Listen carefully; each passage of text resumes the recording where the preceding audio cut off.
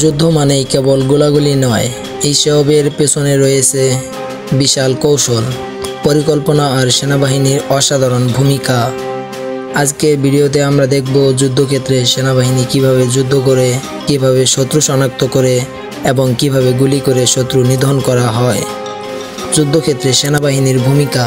সেনাবাহিনী যুদ্ধক্ষেত্রে মূলত তিনটি স্তরে কাজ করে: strategy command, technical operation, ground force attack.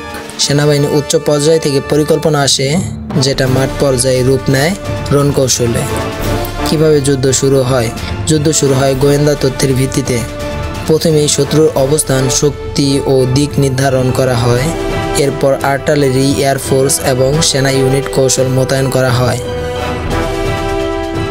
সেনাবাহিনীর বিভিন্ন ধরনের কৌশল ব্যবহার করে: অ্যাম্বুশ, ফ্যাক্সিং, ডাইরেক্ট অ্যাটাক, স্নাইপার অপারেশন।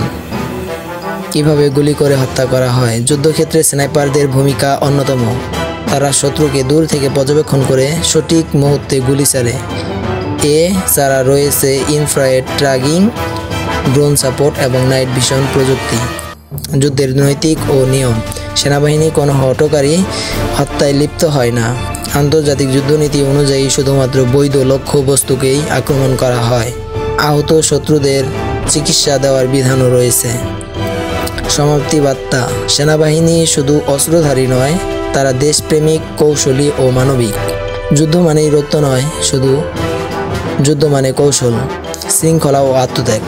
ভিডিওটি ভালো লাগলে লাইক দিও, কমেন্টে মতামত জানাও আর চ্যানেল সাবস্ক্রাইব করতে ভুলবে না।